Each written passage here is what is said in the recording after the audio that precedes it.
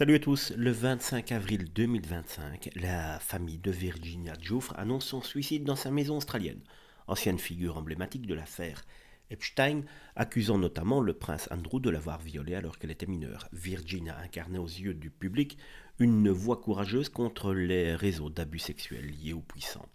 Moins de 24 heures après l'annonce, Donald Trump Jr., fils du président américain, réagit brutalement sur X. Il repartage un message ancien de Virginia datant de 2019 où elle écrivait: Je fais savoir publiquement que je ne suis en aucun cas suicidaire. Si quelque chose m'arrive, aidez-moi à protéger ma famille.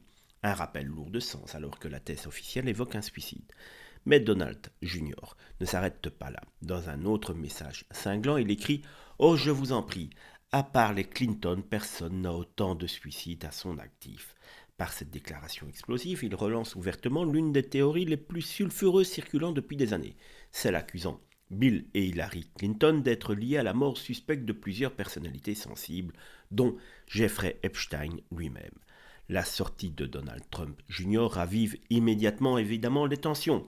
À travers ses propos, il laisse entendre que la disparition de Virginia Giuffre ne serait pas accidentelle ni personnelle, mais bien orchestrée par des puissances occultes pour la faire taire.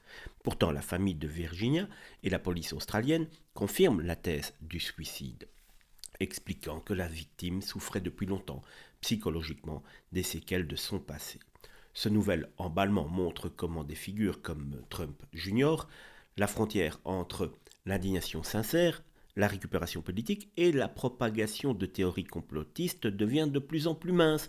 Dans une affaire aussi grave, où l'émotion devrait dominer, certains n'hésitent pas à agiter les flammes d'une méfiance généralisée au risque d'effacer la mémoire d'une victime au profit de calculs politiques. C'est vrai que cette mort arrange quand même bien des personnes.